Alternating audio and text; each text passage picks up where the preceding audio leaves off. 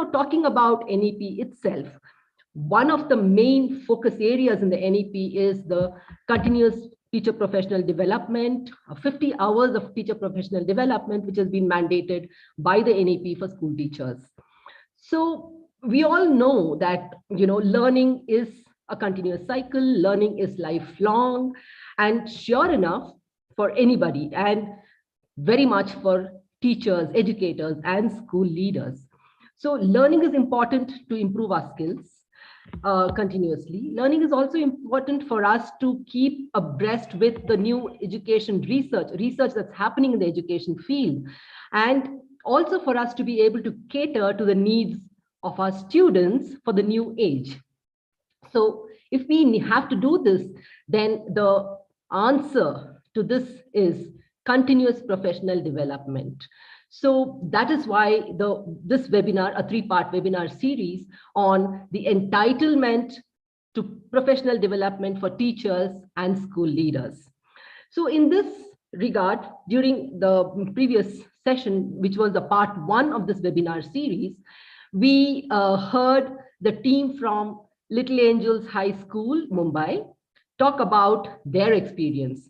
They have embarked on this journey. They did it about a couple of years back, and they spoke about how they have been treading on this journey and what were some of the challenges, especially the teacher resistance that came up, and how they've been able to navigate it, and about taking one small step at a time, but slowly and steadily doing it. And along with it, the leadership also putting a lot of practices and policies in place and setting up a wholesome system so that they can sustain these small changes in terms of the pedagogical practices or the other practices that the teachers are taking up in their school. So, but my question at this point in time is, talking of PD, do we really consider teacher professional development an important factor in school success? So, let's kind of look at what the data says to us, because in Adhyan, we have done about 400 school reviews across the country. And of course, this is pre-COVID. And the data very clearly says that when it comes to professional development in schools, there's not much, importance given to teachers learning. It is expected that the teachers come trained and do whatever they know, and they teach whatever they know. And in this regard, if you look at really how schools have catered to teacher professional development, there is just about 3% of schools which have a dedicated professional development in charge in their school, who looks after the needs of teachers and implements professional development teachers. There are about 78% of schools which have nobody who looks into this. And for the other schools, it's obviously the principal or somebody from the management who decides what has to be done. So if this is indeed the case, then the question is, do teachers really get what is needed for them? Are teachers really trained to, based on the needs that are required for them to take into class and for the needs of the students? So that is a big question. So probably that's why the NEP has also mandated that there has to be continuous professional development for teachers, and there has to be a minimum of 50 hours.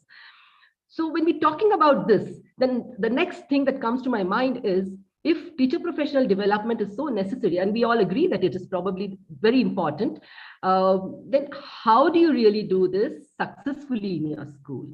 So for that, obviously, there has to be a culture of learning in the school. So just like how we say this, we need to have a classroom culture for students where learning can thrive. It's not just within the classroom, but everywhere in the school. There has to be a school space where learning thrives, where every individual in the school is able to learn. There are opportunities for everybody to learn. So how do you create a culture like this? So what does this culture look like, right? So I would like to now know your thoughts on what comes to your mind when we talk about setting up a culture for a successful professional development. So what are some words or phrases that come to your mind? What does this culture look like? Okay. Or what does it take to set up a culture like this, where professional development for teacher will thrive and it will be really successful? So I would request Annette to, yeah, Annette has already put up a link, a Mentimeter link on the chat. So if you could just go on to that link, either you click, it will take you to that page, or if you're not able to do that, copy paste this link on a browser, and please go on to the Mentimeter and put in your thoughts of what comes to your mind when we talk about a culture of a successful professional development for teachers.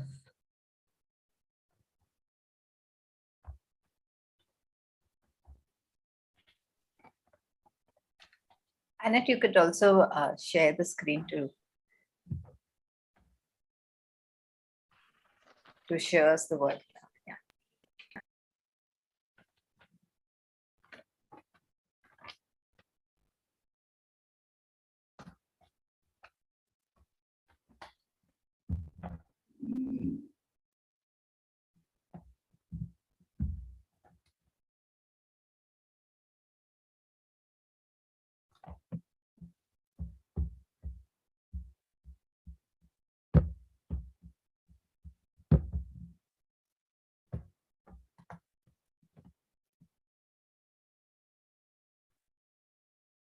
Enthusiasm, readiness, growth,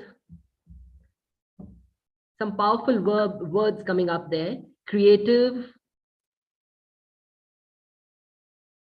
learning community, discussions, yeah.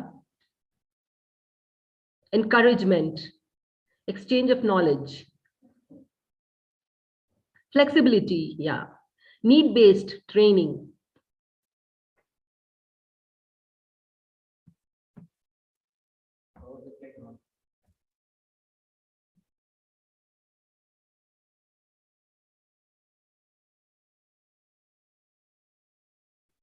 I'm on hotspot. Encouragement. And I see encouragement right at the center, which means many of us think encouraging our teachers creates successful professional development. Yes, some very powerful words there. We will talk about some of these words and how to create these, how to set up these in our school a little later during the day today. Yes, so setting a positive culture for teacher training is absolutely essential, but it can be very complex, because setting any culture is going to be complex, because it can never happen overnight. And, because it cannot be dictated. The leader just cannot come and say, hey, listen, this is what has to be done. This is how you should be done. Culture is not created like that. There has to be ownership. There has to be willingness. There has to be openness. And that's going to take time. And that's why it's complex.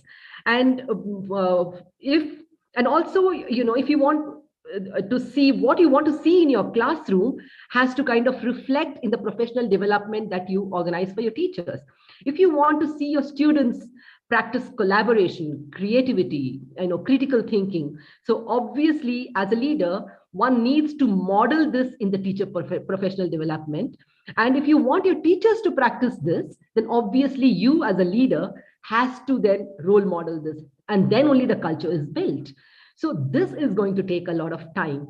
And obviously from the leadership, this is going to require a lot of patience. It requires a lot of skills. It requires a lot of, dedication to this. And only then this culture can be set, and for the professional development to be successful and to reach our students. So today we have two very experienced leaders to whom we are going to talk today. And both of them are from two different schools in Mumbai. And they have worked very hard, and they are in this process of creating successful teachers in their school, and they have achieved quite a bit. And of course, they've had a lot of challenges, and they're going to be sharing their challenges and how they have been able to navigate some of these challenges and what they've been able to do in their school. So the first person I'm going to introduce you today is Parveen Sheikh. Parveen is the principal of the Somaya School in Mumbai. And she is an established professional in the field of education and child development for over 2 decades. Her continued interest and passion leads her to constantly innovate and conceptualize ideas for preschool, primary, secondary, and senior secondary school learning. Her expertise as a mentor and coach for the professional development of pre-service and in-service teachers has been widely acclaimed. She regularly conducts workshops to guide teachers and professionals for designing developmentally appropriate curriculum, as well as creative and effective classroom design layouts. She has been engaged as a reputed professional in school audits, startups, and school support for improvement and upgradation. Her commitment to her profession is evident from the very fact that she constantly upgrades her skills and knowledge through various professional development modules. Being a very enthusiastic and voracious learner, her academic trajectory is very impressive. Parveen has a master's in human development, a postgraduate diploma in educational management. She also has a bachelor's and a master's in education. And her next goal is to acquire a doctorate in education. She's been to the United States, she's been to Australia, China, and Germany for various kinds of trainings. And currently, as the principal of the Somaya School, she constantly strives and endeavors to implement her ideas and acquired expertise, thus making the school a vibrant center for learning and growth. She's been awarded the School Leader of the Year by Leadership Excellence Award, Dubai in November 2018. She was also recently awarded the Iconic Leadership Award in the presence of the Honorable Governor of Maharashtra, Shri Bhagat Singh Koshyari. So welcome, Parveen, and we are really delighted to have you. And believe me, I've interacted with Parveen and many of her teachers also during school reviews, and I've had the opportunity to observe a few classes, and there is indeed a culture of freedom, there is a culture of openness, there is a culture of learning in her school, and that has been my experience also. So really delighted and looking forward to hear what is it that you've been able to do in your school, Parveen. Yeah. Thank you so much. And the other person is we have today is Ranjana Gupta. Ranjana has conducted and facilitated workshops and training sessions for teachers on interdisciplinary learning, project-based learning, assessments, lesson planning, activity-based learning, collaborative learning, classroom observations in not just her school, but across India. Associated with the Adhyayan school reviews, she's been one of our lead assessor, and she has conducted school reviews in various schools in Maharashtra, Rajasthan, Kolkata, Nagaland, Tamil Nadu, and Uttar Pradesh. She's attended several professional development courses such as self-directed learning, critical thinking, cyber safety, using technology in class, quality circle time, etc. She believes that outcomes of teaching and learning are greatly enhanced when both teachers and learners are passionately engaged in the process of learning. And she is the professional development and training in charge at the Don Bosco International School in Mumbai. And along with that, she's also the HOD of the Hindi department. She teaches PYP as well as IBDP classes. And as the professional development training and in charge of a school, which is a very significant role in the school, she sets school goals of academic excellence and makes plans to achieve them with a core administrative team. And during her free time, Ranjana loves to read Hindi literature. She loves to travel, and she also listens to music. So that's about Ranjana for you. And also a point to note here is probably Don Bosco International School in Mumbai is one of the very few schools which probably comes in our data of 3% schools which has a dedicated person to look into the professional needs of the teacher. So Ranjana, we are delighted because you're one of the very few persons who holds this role in our country. So with this role, what is it that you do really, and how is it that you've taken forward the professional development in your school and made it successful, and how has it shifted? How has it made a positive shift in your school? We are really eager to listen to you on that. So welcome. So I will now hand it over to you, Ranjana. So you can It's all yours. The stage is yours. Thank you, Jayashree, for your kind words. Good evening, everyone. Let me share my screen.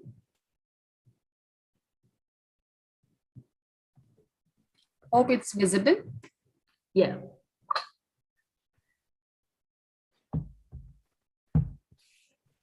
So let me begin with the quote of Mr. John Cotton Dana, who says, "Who dares to teach must never cease to learn." And I completely believe in this.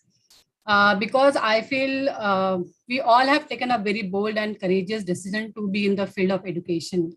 And it's our professional duty to be the lifelong learners, and we need to be, I think, need to be updated with the current skills and the knowledge, and we need to transfer that in our classrooms. Now, for the topic of the day is building the culture for successful professional development. I will try to unpack each of these words during my presentation. And let me tell you, my presentation is based on my experience as an educator. In both my school I have worked with. The first one is Sishuvan, which is an ICSE board school. And the current one is Don Bosco International School, which follows the IGCSE and the IB curriculum. And also whatever I have seen as a assessor or the workshop facilitator in various school as a best practice across India. So yeah, everything comes from all this experience. Now, whenever we start something, I think we need to set goals for that. We need to know what we are doing and why we are doing, and by the end of that work, where we want to reach. And that's how the goal setting process comes in the picture. Yeah. So there can be various ways of setting the goals. But what my school followed is they did the review with the Adhyan. So they did the school review and they did professional growth program for teachers. So earlier known as the TPR, Teacher Performance Review. Yeah. So I think people who know, they will agree with me that the school review is a 360-degree process. And in this process, you get the feedback from your leadership and management. You get feedback of your the coordinators, your head of the subject, your teachers, your non-teaching staff, your parents, your students, everyone. And another beauty of this process is there is one internal team is involved actively, the school team, which represent all the stakeholders. Yeah. So by the end of this school review, you get a report which includes a list of celebrations. So now this is the celebrations and area where the school is working really well. So that becomes your best practices, and definitely you can share them with everyone and be proud of it. Definitely celebrate that. And another thing you receive is the list of recommendations. So this is the area of improvement where one need to work upon, and so you reach on another level. Now, when you receive a list of recommendations, it's impossible to work on everything in a go. So now you will want to prioritize and create an action plan after the review. So in line with your school's vision and mission, maybe you want to prioritize some of the recommendations and you want to transfer that into school goal.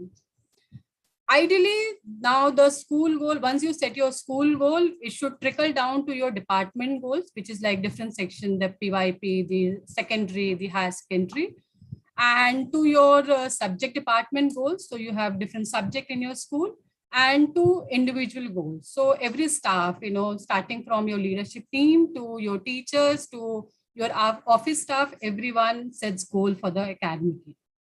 So this is how you complete the goal setting process. Yeah. Now, this is one of the example of action plan after the review. I know this is not legible and that's not the purpose too, because I think it will differ from school to school, but just the purpose of showing this is like you have to make a very detailed action plan after the review. Yeah. Now comes into the picture the PD, making the PD plan. So you have done your need analysis. You know what is the goal for your school. You know what is the goal for different section and individual. Now you want to conduct, different workshops, seminars, lectures, whatever board we follow. There are some mandatory trainings teachers need to go through. So you want to organize all these things based on the need.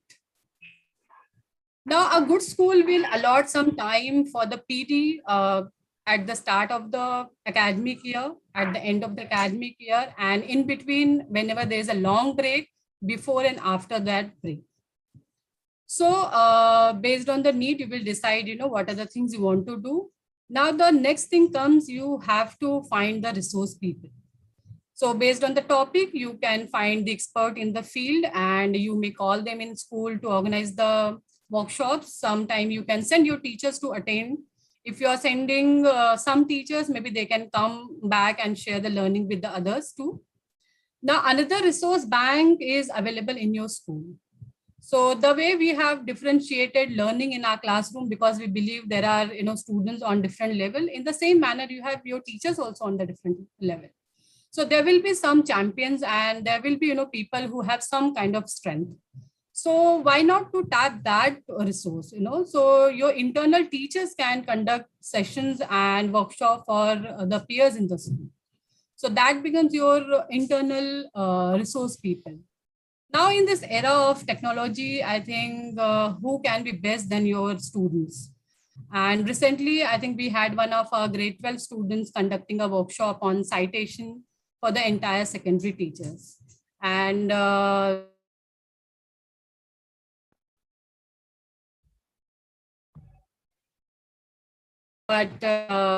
entire session, I was like, wow, so no. We are losing out on her. Yeah, looks like that. Yeah. Ranjana, we've lost you in case you're able to hear.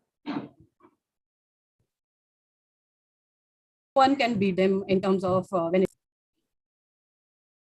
So she can maybe put off her video. I don't know if we can. And try.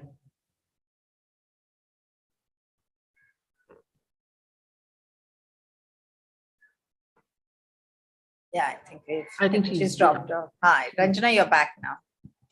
Oh, she's back? Yeah, she's back. Okay. See her. Am I audible? Yeah, you're Yes. back now. I think you had Yeah, dropped we off. lost you for about a minute, 2 minutes. Yeah.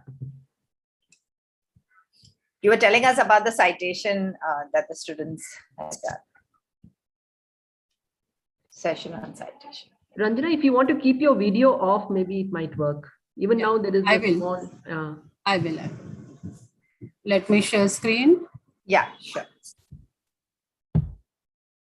Is it visible? Yes.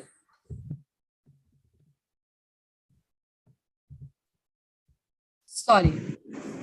So I think I was talking about the workshop by a student. Yeah. So yeah, so they conducted some workshop on technology, and we attended that. Now I think we have done the need analysis. We set our goals. We planned the PD, and we found the resource people to conduct the PD. Yeah. By this, I think we complete our 30 to 40% of work. Now the main task begins, because these learnings now have to be translated in the classrooms.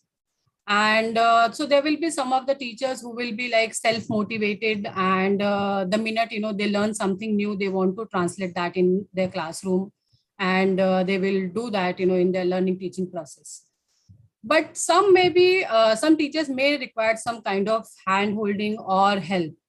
So that's how the mentorship program maybe comes in the picture. So your teachers who are very comfortable and are able to translate this new learnings in the classroom, they can become the mentor for the others and do the peer learning with them during the planning, during the classroom execution. Maybe they can do team teaching sometime, and give feedback to their peers. And so one needs to create that culture.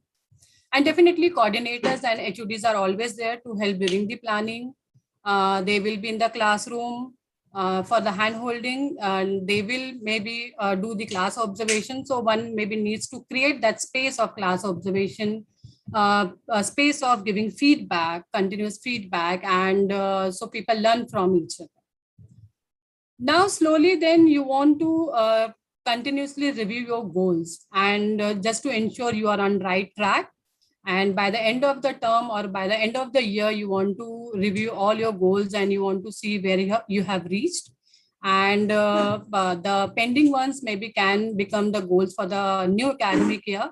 And then again, you plan the next level of PD, and that's how the cycle of PD calendar continues. Yeah. Now, different forums of the PD, as I was talking about, some schools will allot some time at the start of the academic year and at the end of the academic year. So people, allot a week or two at the beginning of the year and end of the year. So we have various long breaks like Diwali break, Christmas break, spring break. So 1 or 2 days, before and after that break also works so well. Now we have so many of the meetings, in schools. So the planning meeting, the collab meeting become your continuous forum for the PD. Your weekly meetings, your subject department meetings, the monthly meetings, some schools give half day on the last day of the school, and pending half day, they organize some PD sessions for the teachers. And the staff meeting. So maybe we all have the staff meeting. Maybe some of the, generally it's used for, giving the instructions or sharing the information. Maybe some of these can go on email, and this platform also can be used for the PD or sharing the best practices. Now the external places where as a school, we keep receiving the invites for different workshop and training. So if it suits our need, we can go for that also. Our boards, organize many meetings and trainings like cell meeting, some meeting.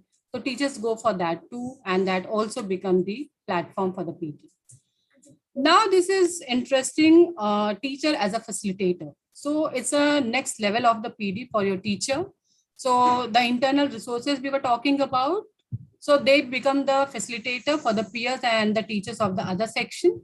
But don't stop them there, because I think we learn the most, when we teach. And so they need to go to different school also. They need to, maybe one needs to help their teachers to get this opportunity. And for this training by boards, they can be facilitated there too. Now, these are some examples of the PD calendar. Yeah, so this is for leadership team, for heads of subjects. This was done during 1 week of the PD at the beginning of the year. For the teaching staff, non-teaching staff, students, parent. Now this is induction program. So every year we have some of the teachers, new teachers coming to our institution. So this school has set goals for the new teachers who came to the institution. So by the end of the 3 months, they need to be well aware of these systems and get trained in these things, because every school follows different things and different system. By the end of the 6 months, they need to be well versed with these things. By the end of the year, they need to know all of these things. And they created the mentors for the new system based on the subjects, and they staggered PD program throughout the year for them. So this can be one of the example of the induction program for the new teachers. Now this is the collab meeting. I was talking about the weekly collab meeting. So every week, like based on the teachers, whatever they have demanded in that section, every week there is a training, and the highlighted ones are the future ones, upcoming ones. Now building the culture. I think I'll consider this one of the biggest challenge, as Jayashree also was talking about this. Creating culture, I think in the real decades and the centuries. So definitely in schools also, it will take some years at least. And most of you will agree with me, it requires the blood, sweat, and tears, in that manner. And so what do we do if it's so difficult, creating a culture? So maybe these are some of the things which one can try. So whenever we are starting something, you have to ensure that all stakeholders are on same page. So, bring that understanding. So conduct the training and invest that kind of energy and time to ensure everyone understand what you are doing, why it's being why it's happening, and what it will look like at the end of the time. So they need to understand and create the common vocabulary so everyone speaks the same language. So the consistency, I think, very important. Don't keep changing things every year. So if you have started something, I think continue 1 or 2, 3 years at least. So people are comfortable with that. You can make small amendments. That's not the worry, but don't completely change the system. Create some system, create the dashboard culture so people can see, it can be a quick progress check for everyone. Now, difficult conversation. I think whenever we are working with people, it's bound to happen. There will be differences, there will be hard ones, there will be, people, some will be unhappy with, some of the things. So don't ignore this kind of situation. I think don't put under the carpet these things. Immediately, you have to talk to people involved and mediate and, bring them on the same page. So this is like one of the important thing I feel. Now, encouraging and appreciating the people who are really doing well is very important. It motivates them too, and I think it is like motivation for others. Now, this is, some examples of dashboard. So this was done for the class observation. It used to be displayed in the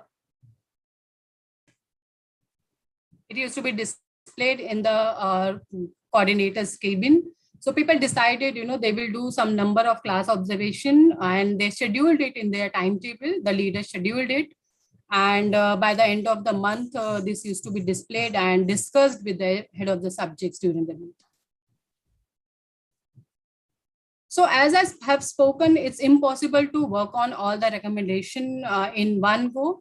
So this school has decided some focus of class observation, and it got shared with the teachers, So teachers knew if one is coming for class observation, they will look for the starter activity. They will look for the learning objective. Is it like shared with the student? And they will look for the peer learning. So group work, pair work, So other things were important. I'm not denying that, but this was the focus decided for maybe 2 or 3 months. So by the time everyone is working towards that and it becomes the part of DNA of the system, So yeah. Now this dashboard used to be principal's cabin and the head of the subjects and head of the departments. Again, they decided to they scheduled some class observation in their timetable, and after the month, it used to be displayed. This pie chart used to be displayed in the principal's cabin. We all know what will be the impact. The yellow one and the orange one. That person will be definitely be happy, and it will become a reminder to others. Now, this is self-submission dashboard. So as a teacher, I think we all need to do, we have many deadlines to follow and we have to submit so many documents, So this was created by a coordinator with her teachers. And so here you can see the number of, documents one has to submit. And the teachers, decided some color codes for the submission, for the early submission, for the on-time submission, for the late submission, for the very late submission. And they themselves, color coding. So it's not only the coordinator's responsibility, but it's everyone's accountability to ensure like we follow the deadline and we submit the documents on time. So definitely is demanding, definitely is, it's challenging. But where are we born to do easier things, friends? So let's do it. Yeah. Thank you so much. Yeah, so that was really, really very, very insightful, Ranjana. So I would urge the audience to put in some questions in the chat if they have, if you want to ask something from Ranjana. And in the meanwhile, I think we can have Parveen get ready with her presentation. And what I kind of gathered from what you spoke, Ranjana, is I love the mantras that you showed, maybe to create a culture, though it's going to take time, but these are certainly effective actions to be taken. So I just kind of wrote, maybe, having a common vision for all stakeholders, everybody on the same page is extremely important. And again, acknowledge people's anxieties, people's worries, people's, if there is somebody who's feeling not comfortable, so acknowledge that and have those difficult conversations. So I think that's extremely important, instead of just letting it brew and then becoming big over a period of time. I think that's extremely important. And of course, to sustain and to maintain the momentum, I think you'll have to have certain policies in place, and having dashboards and putting it up transparently for everybody to see also helps take ownership. Instead of the leader or the coordinator filling up everything, say teachers, you'll have to fill it up on your own. So that's kind of develops ownership. And also transparency in data. And so teachers know where we are with respect to what we're doing. And most importantly, I think appreciate.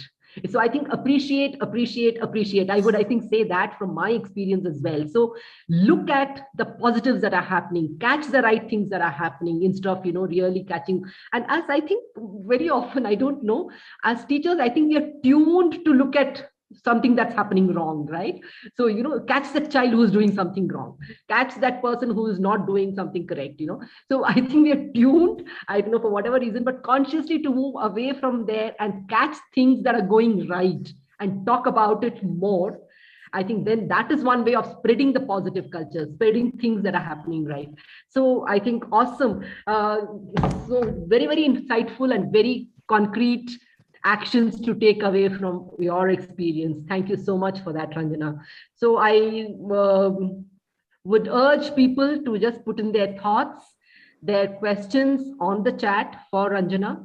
And I would now move on to asking Parveen in the meanwhile to share her experience of how she's managed to create a very positive culture for professional development in her school. And what has it taken for her to do that? Are you able to see my screen? Yes.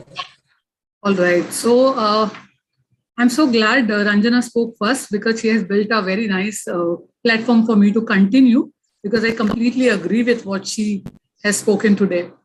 So let me tell you briefly, whatever I will be sharing with you is nothing extraordinary. It is simple practices put in place, which when done consistently work in a school system.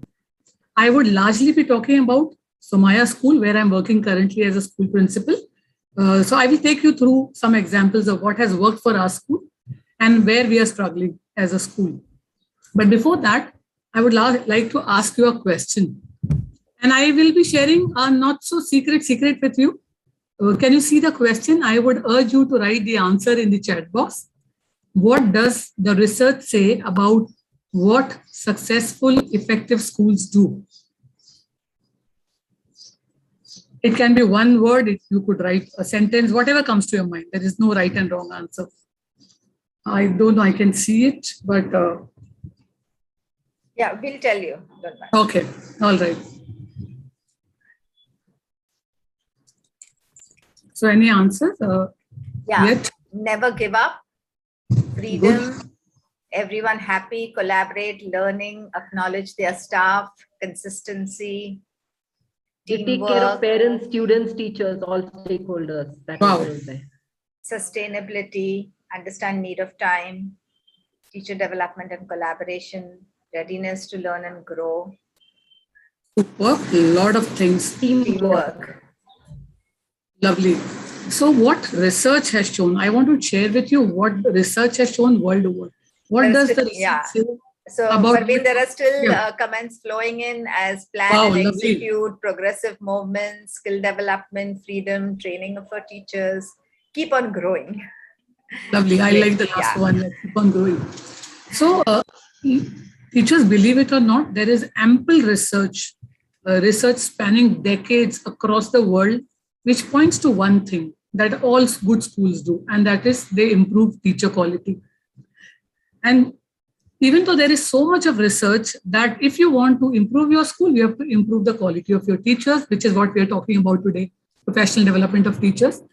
Unfortunately, in the field of education, there is a lot of gap between knowledge and action. Everybody knows this, but nobody does anything about it. So it's a simple correlation, it's a simple connection. If you enhance your teachers' quality by doing professional development, by providing them facilities, resources, and what may be the need of the teachers, automatically student performance increases. So there is a direct relationship between teacher quality and student performance or student improvement. And yet, this fact is neglected by schools across. Let me tell you, during pandemic, I think this point is proved more and more. Are teachers going to that fancy school building? Are students coming to the fancy school building? No. But we are able to teach where students are able to learn because teachers, good quality teachers, hardworking teachers, are continuing the work of teaching and learning, regardless of infrastructure, regardless of all the other facilities which were earlier considered very important in the school system. So our school is in the 10th year this year. We started in 2012. And during these last 10 years, I think we have made mistakes, we have learned from our mistakes, and we have grown. And over this time, over our professional development journey, a lot of things have come to our notice. But before that, I would like to tell you that we all know, like I said, that effective teachers have a profound influence of student achievement and ineffective teachers do not. Till there, it's okay. That good teachers directly impact achievement, not so good teachers do not. But what's very scary is the next statement, which is that ineffective teachers might actually impede learning of their students. This is given by Robert Marzano, who is an educational psychologist, educational researcher in US. And it's very, very scary. You know, the price of a bad teacher will be paid by the student.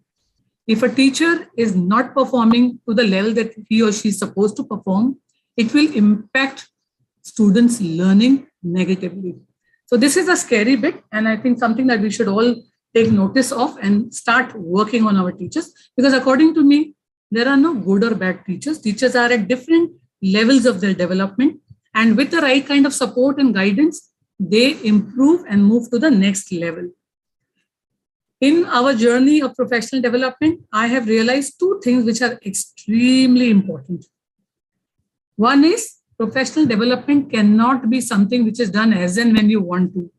Or suddenly you think there is a nice seminar, I will send my teachers. It has to be intentional. Now, what do I mean by intentional? By intentional, I mean when you are planning your curriculum, before every academic year, you plan your curriculum, you make your year plan. Similarly, you need to make a calendar or a year plan for training, whether it's induction training, whether it is middle of the year training, whether it is end of the year training. When I say intentional, also remember many times you have all the intention, but you don't have the budget for it.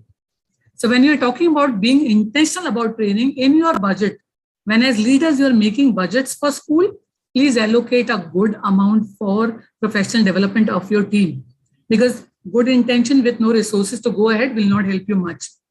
Again, when you are intentional, you will not look at your teachers, but you will look at your entire staff as a whole, and you will look at their training throughout the year. Many schools I have noticed that they only give importance to core teachers. According to them, core teachers are teachers who teach math, science, and all the core subjects. When you are making an intentional professional development plan, you will take care of not just teachers who teach the core subjects, but also your co-curricular teachers, your librarians, your PE teachers, your so many other staff. This also includes your administrative staff. Many a times your administrative staff gets left behind. They also require a lot of professional development in their area of work. Also, don't leave behind your support staff. Many a times my support staff approaches me and tells me that, okay, we also want to enhance our language, English language. So some of my teachers have conducted English language classes for them. A lot of them aspire to learn computers. They want to know how to use Excel sheet, things like that. So our team has been guiding them and supporting them. So when your plan is intentional, you will have a whole year plan, at least some framework you will create, some structure which does not leave anyone behind. Again, when I'm talking about team, look at also other stakeholders. You will also plan parenting workshops because along with your students, you are also training and grooming your parent community. So you may have a lot of engagements and a lot of trainings planned for your parent community. Definitely all through the year for your curriculum, you would be putting in plans for students training as well. When I say students training, you may decide to call a lot of resource people all through the year. For that, you need to plan because you will have to probably allocate resources, contact people, and a lot of back-end work which needs to be done. Second most important point is it is need-based. Now, what do I mean by need-based? If you look to this right, and this data was taken last year in the middle of the year, and these are just few teachers, my team has 160 people. Each teacher has a very unique requirement and need. It's very, very important to identify the need of the teacher because all the teachers are not at the same level. One teacher may be ahead in one area, one teacher may be just beginning her journey in that particular area. So we give them avenues to voice what kind of training they require, which could be sometimes done in the form of their appraisal form, where at the end of the appraisal form, they're asked to write what kind of training they would need the school to organize for them. It could also be in the form of a Google form, which they fill and tell us very directly that these are the areas that we want training for. But more than that, I think as a leader, when you and your leadership team is continuously observing classes, when you're doing classroom observation, you will yourself be able to identify a pattern or a gap, and you will also be able to say that this is the area that requires some input in terms of professional development. So basically, whenever you are planning training or planning a professional development program, focus on intention, which requires time, energy, resources, which also includes money, and make sure that you are using that resources for something that is actually a need.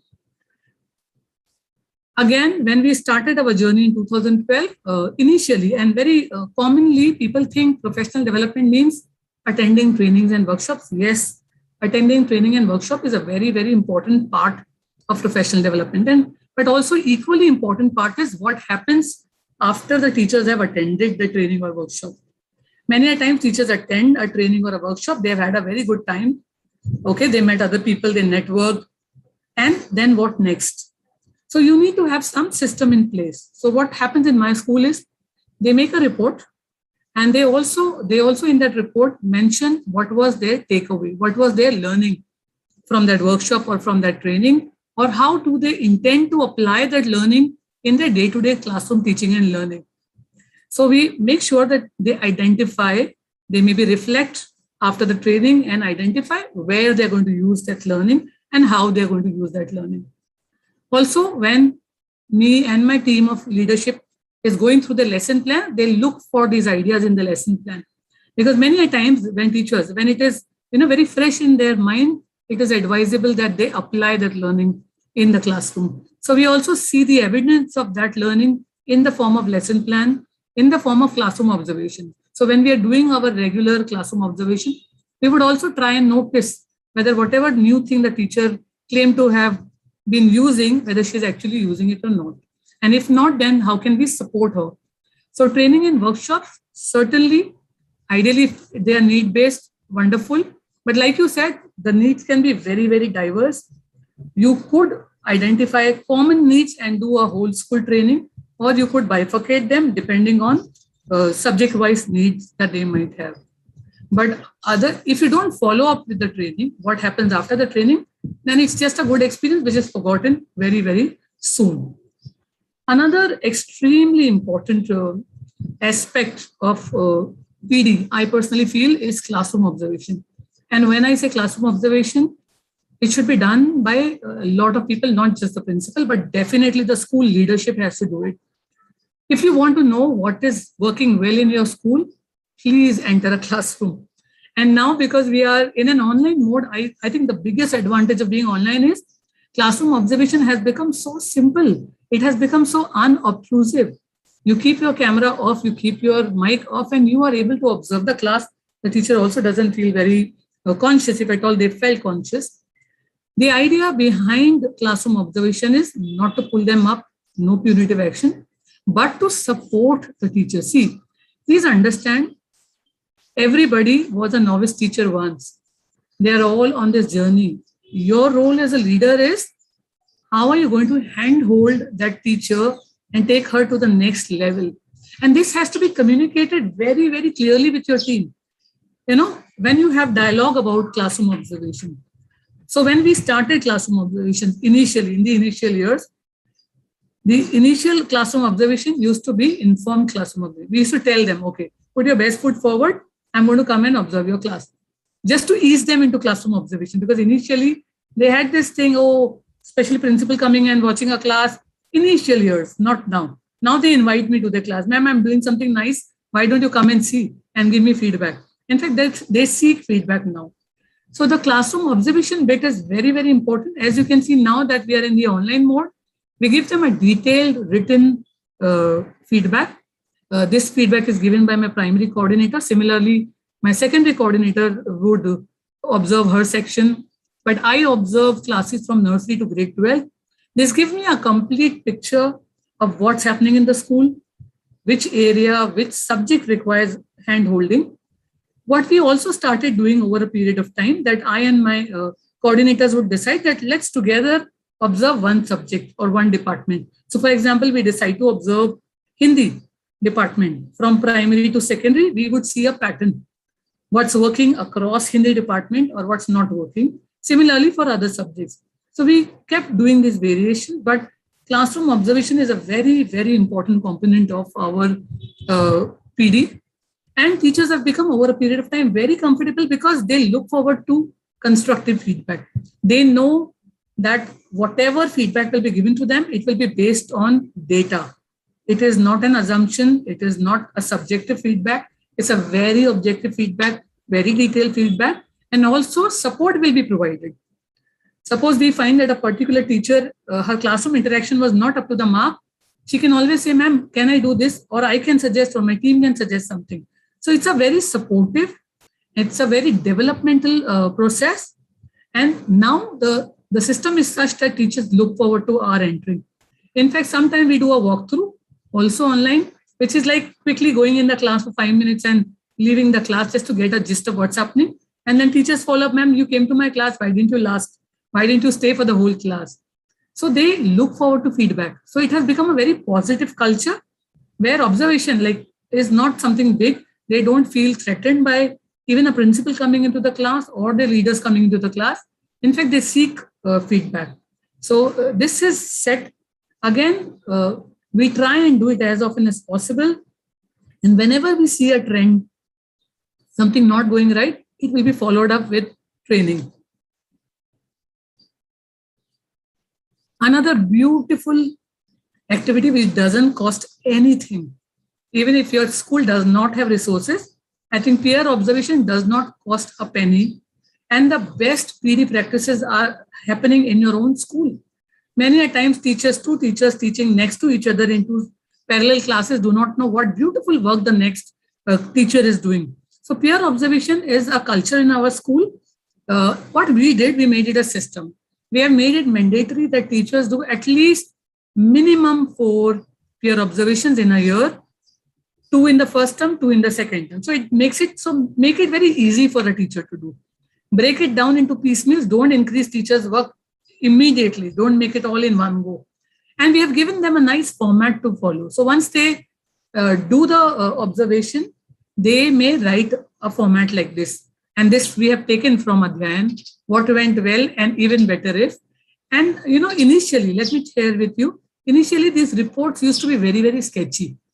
2 lines, 3 lines. Teachers did not know how to give feedback. Teachers did not know what to observe. And now over a period of time, I can see so much of growth in my teachers. They're almost like coordinators and leaders giving very detailed feedback.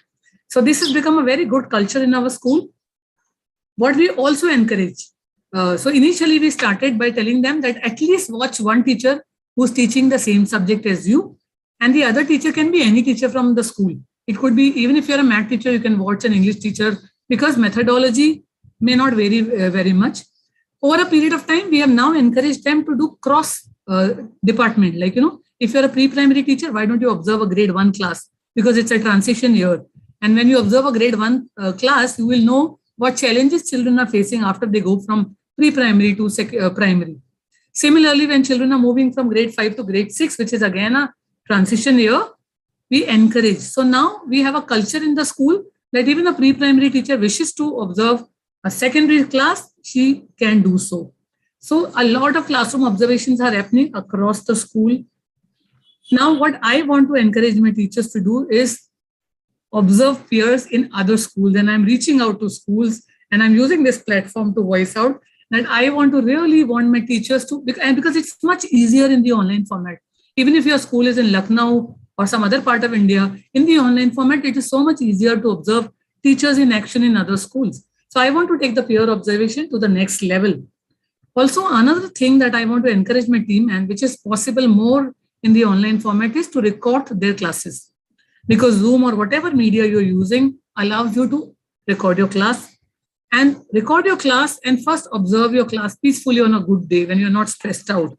Observe your class and then see where you're going wrong. Analyze, reflect.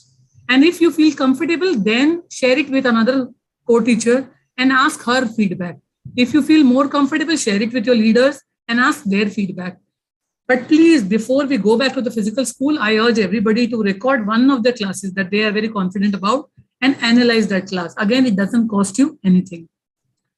So, like Mark Twain said, reflection is the beginning of reform. Now, reflection can be of two types: reflection in action and reflection on action.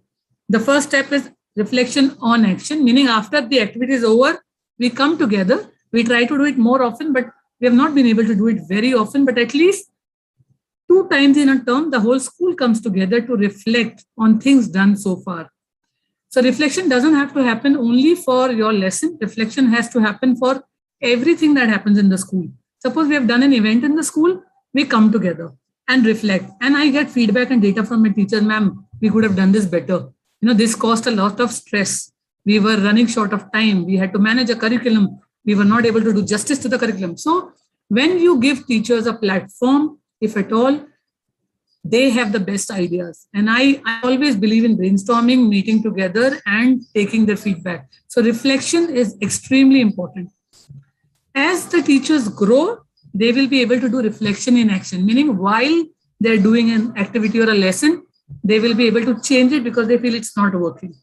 So reflection both in action and on action should be practiced, and it's a process that you will learn over a period of time. And these avenues have to be created by school. So now I see teachers. So when I'm giving a feedback to a class teacher after a lesson, I see her thinking ahead of me, and which is such a good thing to see. And she says, no, ma'am, I think I didn't do this well. I could have done this better. So I'm just creating a platform. Most of the time, it's a teacher who reflects on her own performance. Again, like Ranjana very rightly pointed out, induction is a very important part, because again, research says that, you have to put yourself in a new teacher's shoes to understand through a new teacher. Research shows that... Mahalakshmi, can you please mute yourself? We are not able to mute you. Mahalakshmi, please mute yourself. Teacher attrition rate is highest in the first year, because first year for a new teacher can be quite challenging. They find it very overwhelming to get adjusted to the culture of a new school. So we do a very, very detailed induction where the rules and regulation and expectation is shared with the teachers. And again, we pair them up with a mentor teacher. For example, if the teacher is going to be a teacher in grade 2, we either pair them up with a grade 2 teacher or maybe a subject that she's teaching. And they are the person to go to. Suppose they're struggling with how to do this, they may reach out to that teacher. The teacher supports and reports back to us the progress of that teacher. So mentoring, in a small way, we have begun in our school, mainly for new teachers. Now, please understand, you have 2 ends of the same spectrum. On one hand, you have new arrivals. So you need to induct them into your school culture and system. At the same time, you have teachers who have been around for so long, and you may want to keep them engaged. You want to create challenge for them. So that's why we have created many levels of leadership. So we have coordinators, we have HODs, we also have grade leads. So we are trying to push our teachers into leadership role and creating the next level of leadership. Because a teacher, after a while, is seeking some more challenge, and being in a leadership role, guiding and mentoring other teachers helps them out a lot. Another good practice that we follow in our school is, which right now in the online mode we are not able to do because I feel all of us are working 24/7. But when we were in a physical school, twice in a month, teachers stay back after school hours, and we call it Tuesday stay backs. This is the time when suppose a few teachers have gone for training, they may share their learning with the rest of the team. We can have departmental meetings. We can also have discussion of areas that the teachers are struggling in, sharing of best practices. So Tuesday stay back is a culture. I mean, again, you have to put it in a system. Otherwise, school curriculum is so jam-packed that you're always busy. Teachers are always busy. So this helps them to find time to pause, to reflect, to share best practices. Again, our school also encourages teacher exchange. We had sent 2 of our teachers because see, we want our teachers to broaden their horizon. We want them to learn from the best schools, not just in the country, but the countries outside India also. So we had sent 2 of our teachers to US, where they visited at least 8 to 9 public schools. They sat in the classroom, they interacted with teachers, they did sessions in the class, and they came back with lots of ideas which we implemented in our school. And in the next year, we hosted 2 of the teachers from their school. Now, it is very important to see your school from someone else's eyes, a complete stranger's eyes. I really thought this was a good exercise. It helped us to better our practices, but it doesn't have to be teachers from abroad. It could also be teachers from the same city, but another school. And I would really want to use this platform to say, urge teachers to encourage teacher exchange without fearing teachers being poached, because those teachers who have to go will eventually go. You can't hold them. But this would be a very good exercise of, teachers coming to another school culture, spending some time, your teachers going to another school. When they come back, they appreciate what your school is offering. Again, just let me take you through this continuum of self-reflection. At any given point, your school will have teachers who will fall in different stages. There is no good or bad stage. Every teacher goes through these stages and eventually becomes a very refined and proficient teacher. But it is very important, if you want to plan a PD or professional development plan, you need to know where your teachers stand. So unaware stage is a stage where maybe a very novice teacher who has just entered the profession and she doesn't know the impact she is having on her students. She is just following the basic rules of the school and teaching and learning, and still at the very, very beginning of her career. Then second stage is conscious stage, which is where the teacher knows what is expected to do, what works for children. She may try out some strategy, but she's a bit demotivated. Her motivation level is not so high. So she's very inconsistent in her practice and needs support to be more motivated and consistent. Next could be action stage, where teachers are motivated. They are practicing what they're preaching. They're attending trainings, coming back and applying. And they need to be guided further to be very consistent and take them to next stage. Refinement stage is a stage where your teachers do not require too much of supervision. They're self-motivated. Other teachers can observe their class and learn from them. So these are roughly the stages. And when I see Adhyayan's, the way Adhyayan rates, it goes very well with these stages. But how do you come to know where your teacher stands? Some amount of classroom observation will help you. So when we were in the process of enhancing our professional development, we sought help from Adhyayan. And I'm saying this because their inputs have helped us all through. So we started with school audits. So as I told you, our school started in 2012. In 2014, we did our first school review, where we found out areas where our school as a whole, our system needed to be improved. We got a national silver. We worked for 2 years and again did the audit. And in 2017, December, we got a national gold. More than the gold, we were very happy that this entire process was a big learning curve for my team. because we all learned to do audit. We all started looking at our own school from the lenses that Adhyan provided. Because as a school, everything looks good to us, but how do you see it from the point of view of community engagement? How do you look at your school from the point of view of student voice? How do you look at your school from so many different angles? So this process of doing the audit by itself was a big learning curve for my team. And after we finished the 2 cycles, we felt we were ready to do teacher performance review, which was pushing the team a notch higher. I totally believe that there are no bad teachers. Every teacher can be groomed. Some teachers take longer than the others. So my belief is that you give support to teachers, provide them the right kind of environment, support, guidance, and they will improve. And like your own children at home, no 2 children are alike, no 2 teachers are alike. Each teacher may take her own time, give them that time and support. We started the teacher performance review.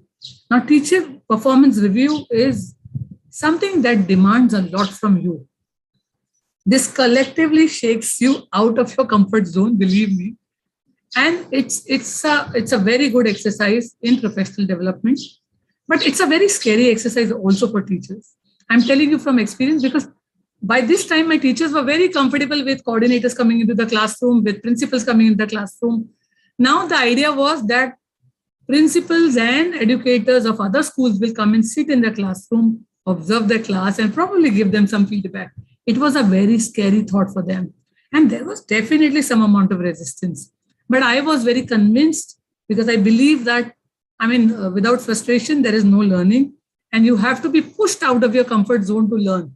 So teachers were a little reluctant initially.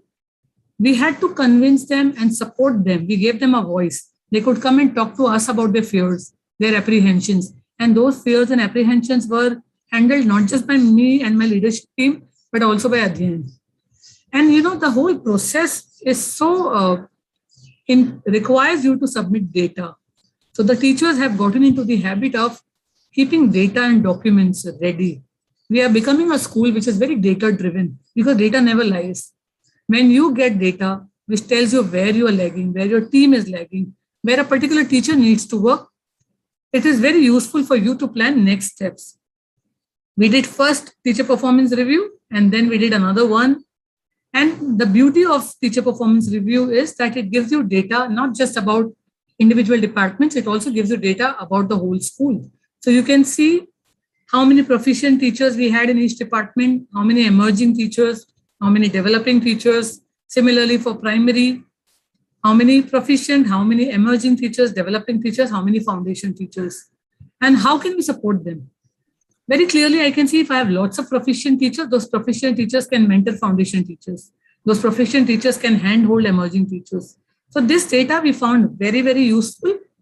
And a lot of good practices were established in the process of doing this activity of teacher performance review. And again, though it was demanding of teachers, and I know they were a little apprehensive, scared also at times, but when they get the report, which tells them where they are good, and there were so many moments of celebration, I think then they feel that this exercise was worthwhile.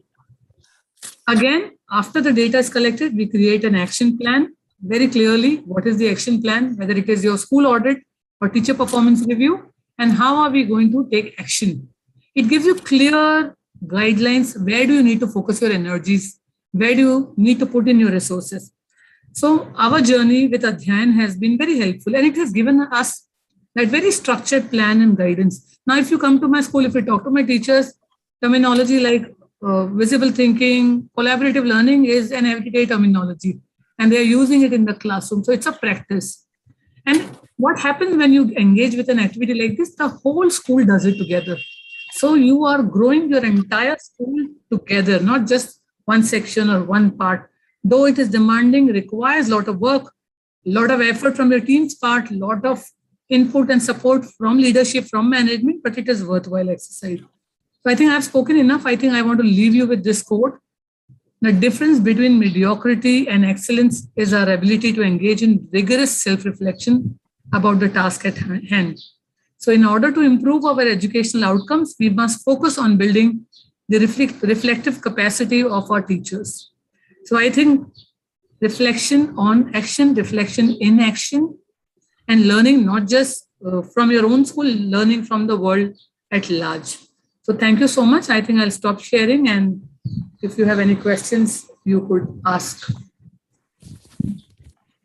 Yeah, so thank you so much, Parveen. And I think, again, it was one huge package of insights, and I mean, it was overwhelming. Each one, that you shared was so valuable, I think, and because it came right from your experience, from real work at the ground level. And so I would request anybody to ask any questions that you have from Ranjana as well as Parveen, and you could also type in on the chat while I just kind of summarize what we heard from Parveen. So Parveen, what I really liked from your from what you shared was how you made your teacher professional development very meaningful through personalization. I liked what you said about having PDs for all stakeholders, and also about every teacher being at a different level, just like how we have students, and that has to be catered to. I think personalization makes it very meaningful, because one size does not fit all. We know that. So anything that you do, especially learning, has to be tailored to individual needs. And I think that is what you're looking at.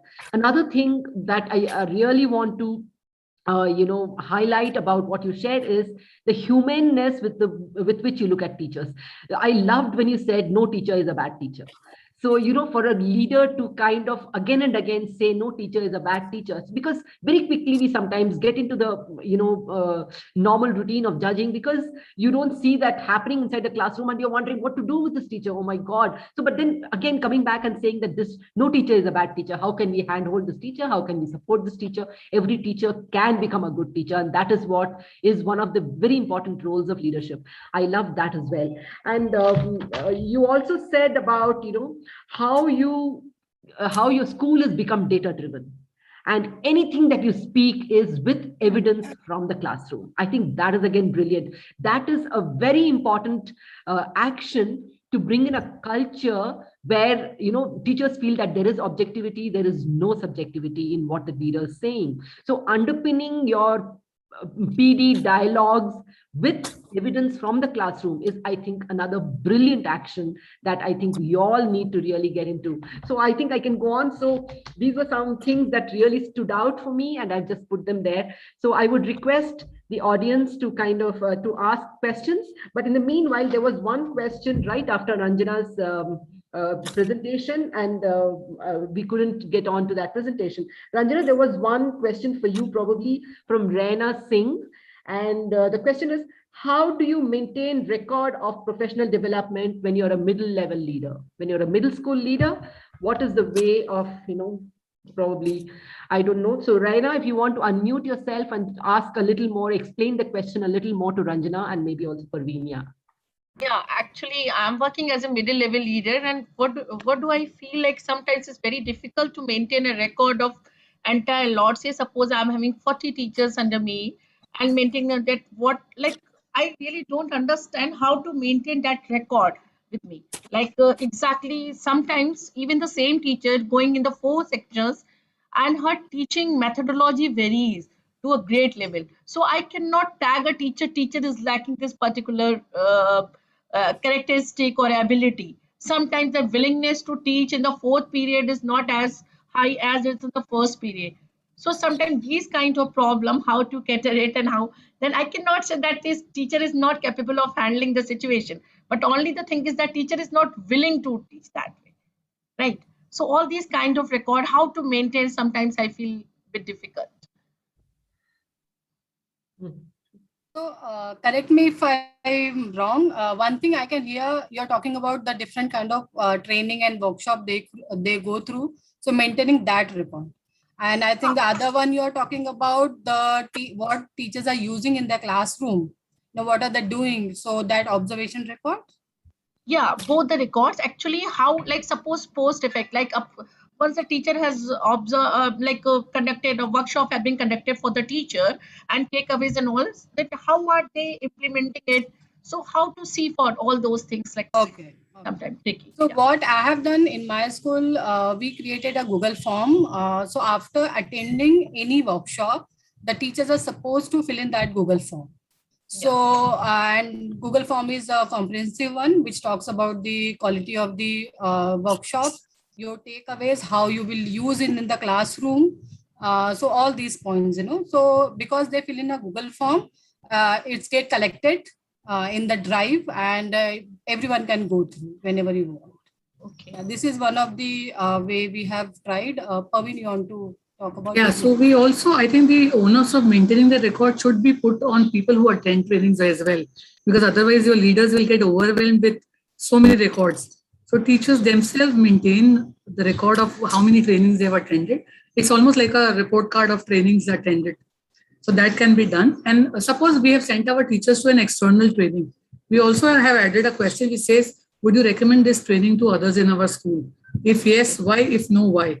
So they say, no, ma'am, this was a very good training. Other teachers should also attend, not attend. So you're not sending teachers to a training which was not so useful. So that can be done. And Raina, when you said that when you're observing teachers at different times of the day, teachers may perform very actively, which is very natural for a teacher. So that's why when you're doing classroom observation, my advice to you is do classroom observation at different times of the day.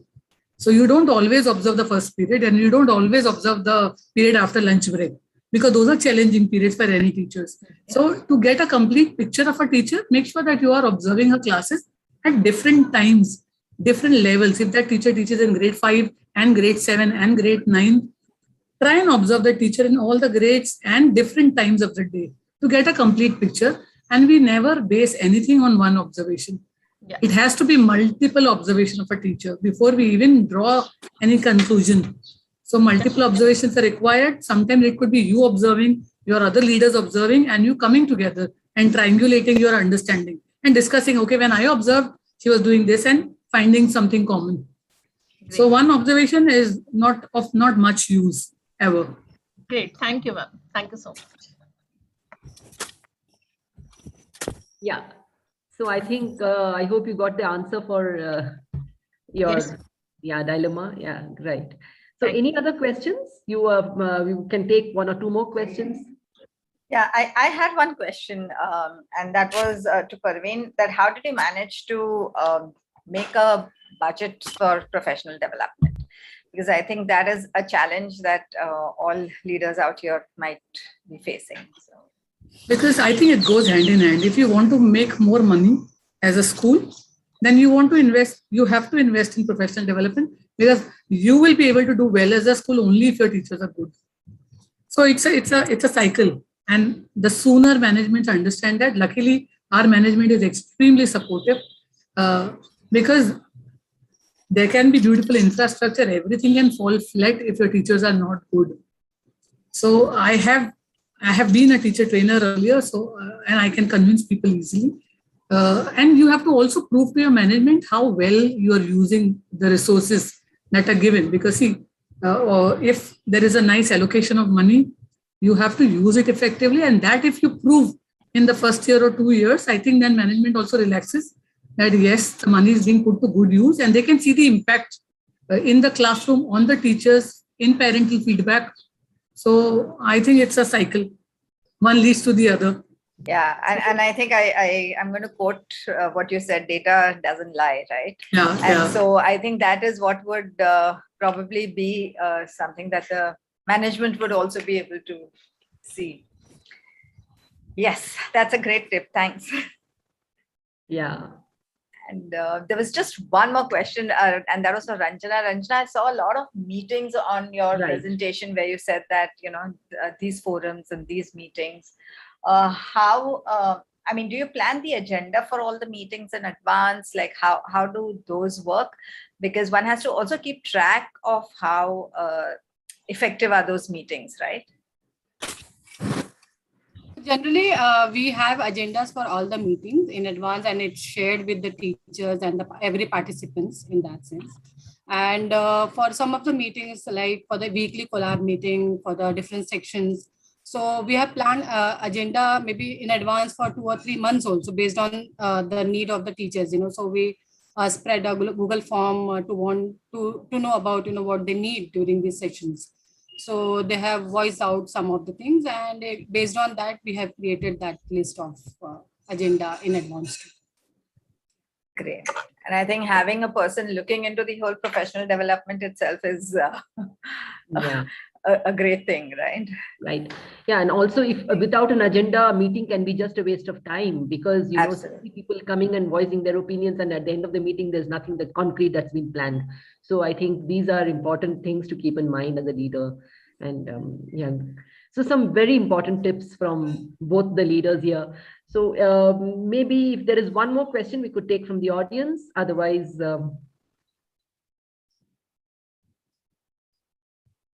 Would anyone like to unmute and talk? That's also fine. Yeah.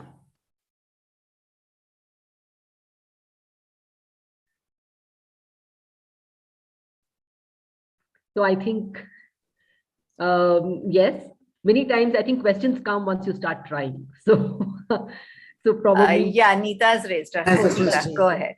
Less a question and more a statement that, it was so wonderful to hear two leaders really passionate about professional development today, because really, and I'm glad Adhyayan brought this up as a topic for the community of practice, because I completely agree with both of them that focusing on professional development is one of the duties of a school. People, if you expect to have good learners, your teaching community needs to learn as well. So it's thank you. Thank you, both of you. This was really wonderful. And just adding on to Neeta, I know, why don't we look at it as an entitlement, for teachers? So that is the theme or the topic or the title for this professional development webinar series, for this COP webinar series. It's about entitlement, just like how medical professionals keep themselves up to date, IT professionals keep themselves up to date, so you have all of the other professionals actually having training so that they are up to date. But why don't we look at it like that for teachers and school leaders? So it's an entitlement. We also have to be up to date if we have to really groom students for the coming age, that is how it is. It's so powerful to actually look at professional development and make our teachers empowered through training. So that is how we look at it. So thank you again. So we are almost at the end of the time, and it was thank you so much to Ranjana and Parveen. It was indeed, I think, a lot of hard work, from your side in your school. And certainly I'm sure our participants here today have, from the comments I can see, a lot of them have said it was very informative. They had a lot of tips, and it was a nice session. It was interesting. Thank you so much. And to the audience, thank you so much for attending once again on a Saturday afternoon. I know, you forego probably your sleep or your family time to be with us on this platform, but certainly I hope it's worthwhile for you doing that. And once again, we request you to give your feedback for this community of practice session, because we are again collecting data for a research purpose. It will be anonymous. So once again, Annette has put up the link for the feedback form on the chat. Annette, can you once again put it up right now? So please do access this Google form and give us your feedback. It will just take 2 minutes, but it will be of great help for us for our research. Thank you so much, and hoping to see you again a fortnight from now, when we will again have leaders talking about professional development. And what is the topic, Neha?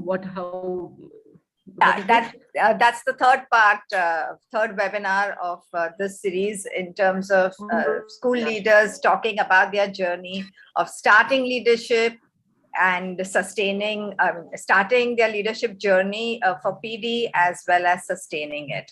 So that's going to be another interesting conversation on 28th August.